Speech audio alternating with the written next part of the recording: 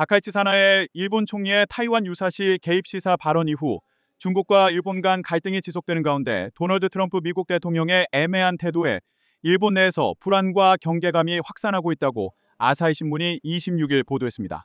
트럼프 대통령은 지난 24일 시진핑 중국 국가주석과 전화 통화한 데 이어 25일에는 다카이치 총리와 통화했습니다. 일본 언론 보도를 종합하면 트럼프 대통령은 시 주석과 타이완 문제를 논의했고 이후 다카이치 총리와 통화에서도 타이완 문제를 협의했습니다. 다카이치 총리는 트럼프 대통령에게 타이완 문제에 관한 일본 정부 입장, 중일 대립 관계 등을 설명한 것으로 보인다고 요미우리 신문이 전했습니다. 다만 일본 정부는 미일 정상 간 통화에서 타이완 문제가 의제로 다뤄졌는지를 명확히 밝히지 않았습니다. 이에 앞서 중국 신화통신은 트럼프 대통령이 시 주석에게 미국은 중국에 있어 타이완 문제의 중요성을 이해한다고 말했다고 전했으나 트럼프 대통령은 시 주석과 통화 내용을 소개한 소셜미디어 글에서 타이완 문제나 중일 갈등에 대해 거론하지 않았습니다. 아사히는 미일 정상통화에 대해 다카이치 총리가 트럼프 대통령으로부터 미중 정상통화 내용을 사후에 보고받는 형태가 됐다면서도 트럼프 대통령이 일본에 대한 우려를 다카이치 총리에게 전달하지는 않았다고 한다고 전했습니다. 일본 입장에서 보면 트럼프 대통령이 시 주석과 통화 직후 다카이치 총리와 통화를 원했다는 점은 긍정적으로 해석할 수 있지만 중일 갈등에 대한 트럼프 대통령의 진위를 읽지 못해 그의 대응을 불안하게 바라보고 있다고 이 신문은 덧붙였습니다. 아사히는 트럼프 대통령이 이달 초순 미국과 중국을 쥐투라고 언급한 사실에 주목하면서 태평양을 동서로 분할해 미국과 중국이 서로 세력권을 인정하는 것이어서 일본은 받아들일 수 없는 구상이라고 해설했습니다. 게다가 트럼프 대통령이 중일 갈등 상황에서 동맹국인 일본을 지지한다는 입장을 분명히 표명하지 않고 중국과 관계 개선에 힘쓰는 모습을 보이는 것도 일본이 근심과 경계감을 느끼는 이유라고 이 신문은 짚었습니다. 중일 간 대립이 일본의 타이완 인근 미사일 배치 계획을 놓고 더욱 첨예해지고 있습니다. 고이즈미 신지로 일본 방위상은 지난 22일에서 23일 오키나와현 이시가키 섬과 요나구니 섬을 찾아 미사일 배치 계획을 언급했습니다. 이시가키 섬은 타이완에서 240km, 요나구니 섬은 110km 떨어져 있어 타이완 유사시 일본으로서는 최전선에 해당하는 곳입니다. 日方在与中国台湾邻近的西南诸岛部署进攻性武器，刻意制造地区紧张，挑动军事对立。 중국의 날선 반응에 고이즈미 방위상은 섬에 배치되는 미사일은 어디까지나 방어 목적이라며 반박에 나섰습니다. 島の安全を守るための部隊であり、配備によって我が国への武力攻撃そのものの可能性を低下させることができると考えており、地域の緊張を高めることになるというご指摘は当たらないものと考えています. 이런 가운데 트럼프 대통령의 요청으로 미일 정상 간 전화 통화가 이루어졌습니다. 다카이치 총리는 트럼프 대통령으로부터 최근의 미중 관계에 대한 설명을 들었다고 밝혔습니다. トランプ大統領からは昨晩、行われた、米中首脳会談を含む、最近の米中関係の状況について、説明が、ございました. 다만 자신의 타이완 유사시 개입 시사 발언으로 촉발된 중일 갈등에 대해 트럼프 대통령과 논의가 있었는지는 밝히지 않았습니다. 중일 간 대립 전선이 확대되는 상황에서 미일 정상이 대중 관계를 놓고 어떤 공감대를 이루면서 대응에 나설지에 관심이 쏠리고 있습니다. 도쿄에서 YTN 김세호입니다. 미중 정상이 지난달 30일 부산에서 열린 트럼프 2기 첫 정상회담 뒤 약 한 달 만인 24일 저녁 전화통화를 했습니다. 중국 관영 신화통신은 늦은 밤 통화 사실을 공개하며 시 주석이 정상회담 뒤 중미 관계가 안정적인 흐름을 유지하고 있다며 협력 목록을 더 길게 만들자고 말했다고 전했습니다. 시 주석은 이어 함께 싸운 양국이 2차 세계대전의 성과를 수호해야 한다며 타이완의 중국 복귀는 전후 국제 질서의 핵심이라고 강조했습니다. 신화통신은 트럼프 대통령이 중국이 2차 대전 승리에 중요한 역할을 했고 미국은 타이완 문제가 중국에 있어 얼마나 중요한지 이해한다고 말했다고 밝혔습니다. 트럼프 대통령은 SNS를 통해 좋은 통화를 했다며 내년 4월 베이징 방문과 이후 시 주석의 내년 국빈 방문을 예고했습니다.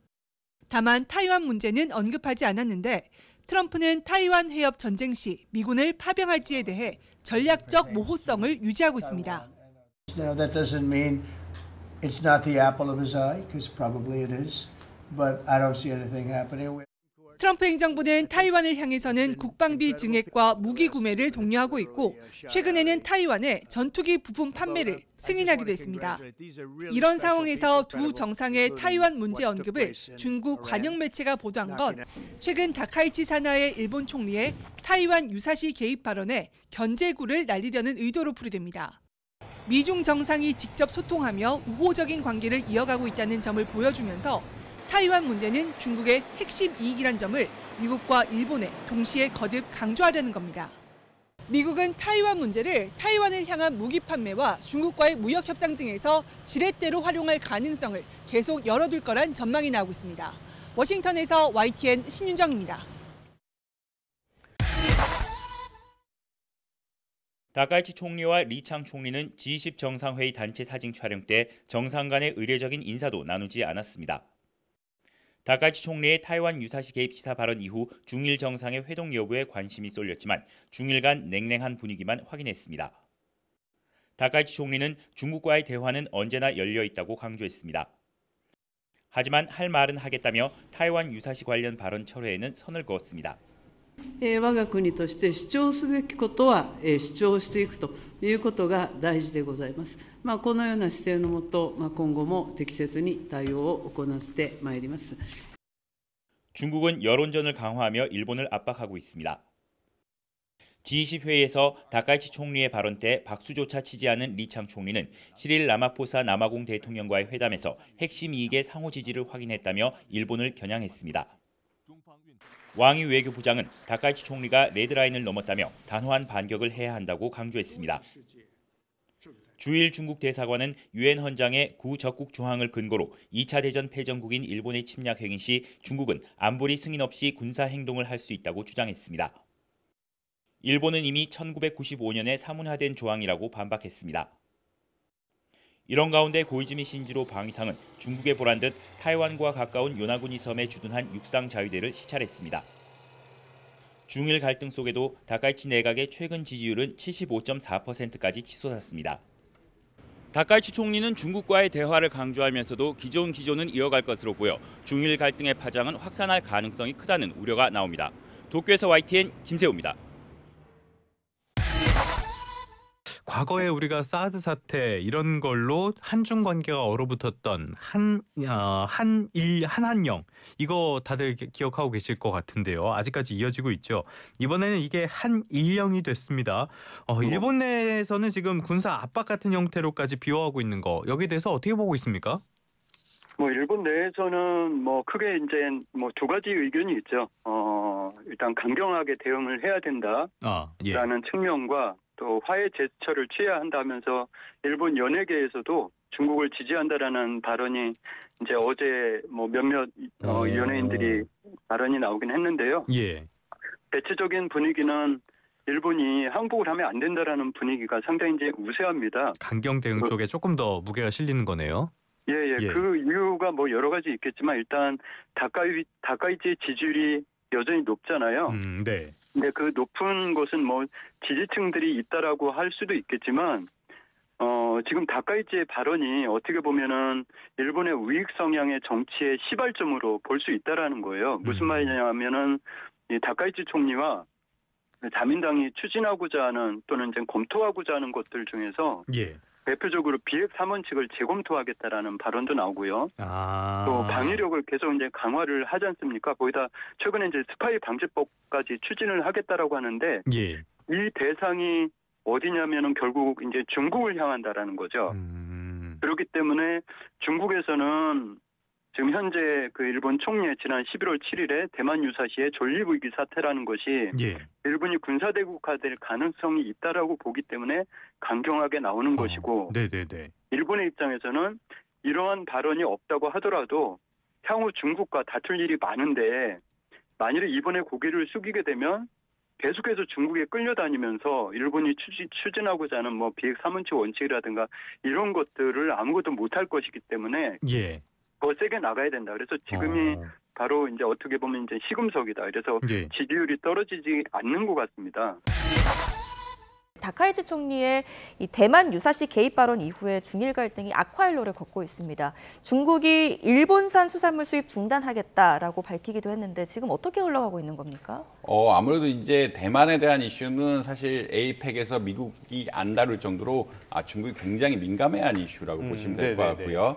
사실 이제 다카이치 총리가 왜 이렇게 강력한 발언을 했느냐, 아무래도 이제 이번 정권을 잡을 때 좀 우익 쪽하고 손을 잡을 수밖에 없는 이런 상황들이 펼쳐지면서 우익 쪽을 의식하는, 일본 우익 쪽을 의식하는 이런 정책이 나온 것이 아니냐라는 게 사실 미국도 이야기하지 못할 정도로 굉장히 큰 이슈더라고 일단 이해하시면 될 것 같습니다. 그렇기 때문에 중국 역시 굉장히 심한 발언도 지금 그래픽으로 나가고 있는데 이런 함부로 말을 입에 담을 수 없는 말을 할 정도로 외교원서라고 보기 힘들죠.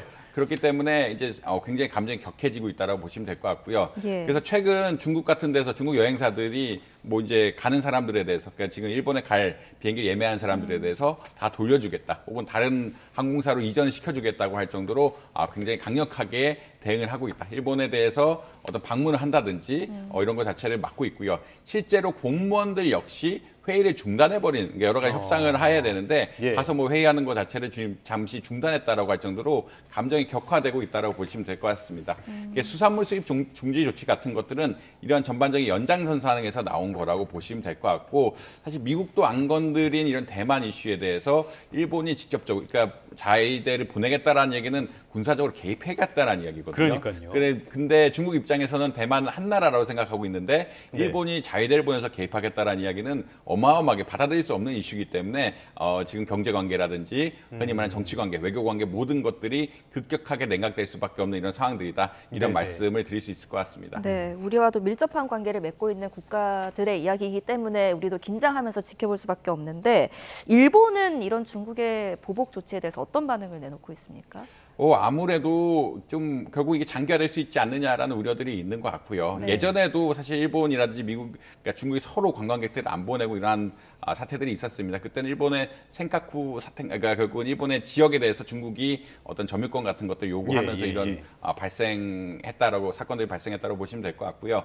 결국 관광이라든지 어떤 이런 부분들에서 절대적으로 싸울 수 있는 이런 양상들이 벌어질 수 있는 것들이 아니냐라는 이야기들이 나오고 있다. 그리고 이제 미국, 결국은 중국과의 관계를 일본 역시 설정하는 것들이 중요한데, 사실 계속 어떻게 보자면 미국과의 관계도 계속하고 있었지만 중국과의 관계 역시 그렇게 나쁘지는 않은 상황이었거든요. 나쁘지는 않은 상황이었는데 이것들에 대해서 이제 어떻게 보면 트럼프 행정부 쪽, 그리고 흔히 말하는 인태 전략이라고 그러죠. 그러니까 인도, 일본, 호주, 미국이 같이 연합하는 이런 전략 선상에서 일본이 좀 바꿔가는 것이 아니냐라는 의견들도 나오고 있다. 그리고 이게 정치적인 이슈인데, 정치적인 이슈가 생각보다 지속될 수 있고, 이런 특히나 대만 발언 같은 굉장히 민감한 발언을 했기 때문에 좀 우려가 있다라고 보시면 될 것 같고, 특히 히토류 수출 같은 것들은 미국에서도 걱정하고 있는 양상들인데, 중국에서 혹시나 히토류 수출 금지 같은 조치가 내려지면 어떨까라는 우려들도 나오고 있다. 아무래도 히토류 수출이 안 되면은 철강이라든지 모든 산업이 다 안 돼버리거든요. 이런 것들 때문에 좀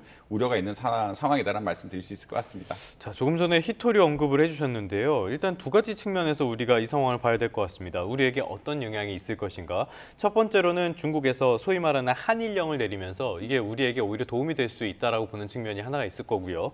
그 반대쪽으로 봤을 때는 히토류도 언급을 해주셨는데, 히토류까지 중국이 통제하기 시작한다. 이러면은 이 일본과 중국의 마찰 속에 또 우리가 새우등 터지는 꼴이 될 수도 있을 것 같거든요. 교수님께서는 어떻게 보십니까? 일단은 한한령 같은 것들 좀 약해지고 있다는 얘기는 계속 나오고 있고요. 그 얘기의 배경은 어떤 거냐면, 사실 이제 이번 한국과 중국의 에이펙에서 정상회담을 할 때 한한령을 직접적으로 완화한 조치가 나오지도 않을까 할 정도로 관계 같은 것도 좀 개선되고 있다라고 보시면 될 것 같습니다. 그런 이야기는 어떤 거냐면, 그러니까 중국에서 일본에 대한 제재 같은 것을 강화한다라고 하면 우리가 좀 혜택을 볼 수 있는 부분들이 분명히 있다. 일본에 관련한 관광객들이 한국을 방문한다든지 하는 이러한 관계들이 좀 형성이 될 수 있고, 또 일본이 너무 지나치게 나오면은 한국과의 관계가 정서적으로 또 좋아질 수밖에 없거든요. 그런 상황에서 뭐 경제적으로 혜택을 본다든지 우리나라 제품들이 판매가 이루어진다든지 이러한 가능성이 분명히 있다고 보시면 될 것 같은데 근데 이제 중국이 이 히토류 제재 카드를 마구 쓰기 시작한다라는 이슈가 되면은 또 우리나라 입장에서는 큰 피해가 될 수 있다라는 그런 우려가 있습니다. 그런 이야기는 어떤 거냐면 항시 우리나라 역시 중국의 히토류 통제에 대해서 주의 깊게 관찰해야 되고 어떤 관계가 급냉된다라고 하면은 늘상 이 카드를 들 수 있다는 염려를 가져가야 되기 때문에 예. 중국이 히토류 통제 카드를 든다고 하면은 한국에 있어서도 좀 부담이 될 수밖에 없고 혹시나 일본에 대해서 통제하는 것이 어떻게 보자면 불합리하다기보다는 너무 일방적으로 생각하면은